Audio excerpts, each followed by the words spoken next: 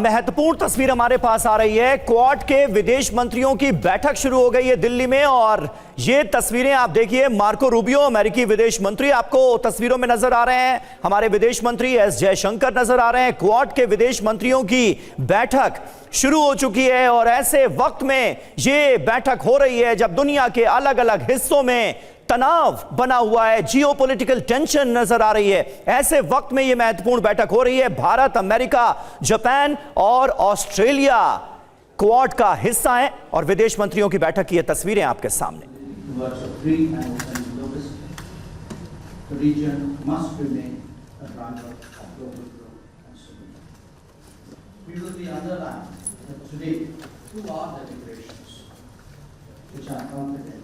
will be useful, and I thank you all for being here, and I would request you to make your opening remarks starting with Australia. So over to you, Penny. Thank you very much, Minister Jaishankar, and can I thank you for hosting us here in Delhi, for bringing us together. We meet in the world's largest democracy and a power that is so important in the shaping of the Indo-Pacific and the world. And to Secretary Rubio, can I acknowledge that since you have been in office, the leadership that you have shown on the Quad, I think the very first meeting after you were sworn in, we appreciate it. And Minister Motegi has been there from the very beginning, so he's one of the original Quad ministers, so thank you for your leadership as well. I wanted to start by reflecting on a point that Minister Jaishankar made at one of our earlier Quads in Washington, I think, and you spoke about choices and about doing what we can together to ensure that the Indo-Pacific and the countries within it have the freedom of choice on their security and on asserting their sovereign interests, their freedom of choice on their development and on the future of the region we all share. And that is central to how Australia approaches our engagement. आपको दिखा रहे हैं दिल्ली में quad के विदेश मंत्रियों की बैठक की। हमारे साथ group captain DK Pandey ji भी मौजूद हैं। पांडे जी, क्वाड के अस्तित्व को लेकर भी तरह तरह के सवाल उठ रहे हैं। क्वाड जब बनाया गया था तब परिस्थितियां अलग थीं। आज की तारीख में स्थितियां अलग नजर आती हैं। अमेरिका का पाकिस्तान को लेकर रुख तो आप देख ही रहे हैं। ऐसे में क्वाड की महत्ता को आप कैसे देखते हैं? आज की तारीख में इसका क्या महत्व आपको नजर आता है?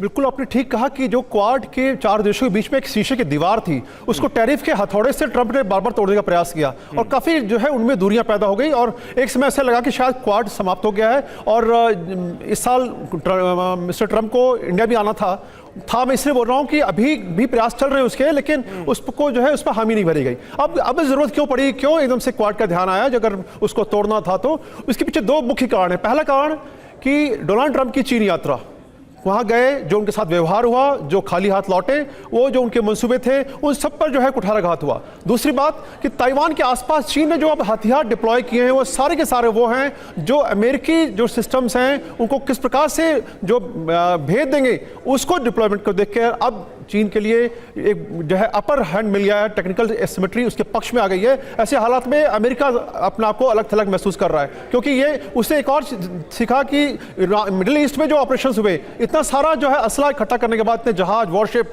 के बाद भी वो जो है प्रभुत्व जो चाहता था बैटलफील्ड पर वो नहीं मिला। चुनौतियां बढ़ती जा रही हैं। मकसद तो क्वाड का यही था कि किसी तरह से चीन की दादागिरी पर लगाम लगाई जा सके, पाकिस्तान के आतंकवाद पर लगाम लगाई जा सके। लेकिन शरदेंदु जी, आज की तारीख में अमेरिका चीन से दोस्ती करने की कोशिश करता हुआ दिखता है कम से कम, और पाकिस्तान को गोद में खिलाता हुआ दिखता है। तो फिर क्वाड का मोटिव क्या अब आपको नजर आता है?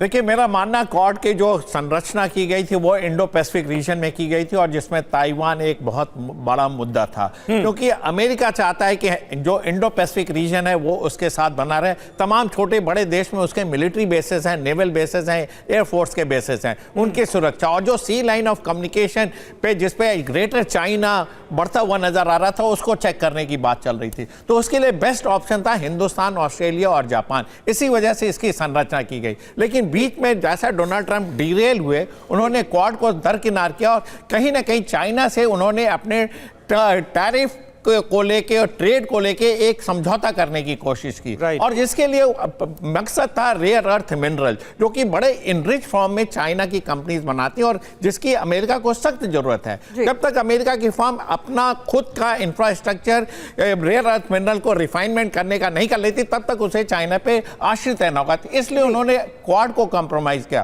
क्वाड के साथ साथ आपने देखा होगा इंडोनेशिया को भी इसमें लाने की बात की और इंडिया को साइड कॉर्नर किया। लेकिन अमेरिका को समझना पड़ेगा कि हिंदुस्तान और अमेरिका एक पेज पे आते हैं इंडो पैसिफिक रीजन में। बाकी ऐसी कोई वजह नहीं है जिसको कि अमेरिका हिंदुस्तान के ऊपर डिक्टेट करे कोई टर्म।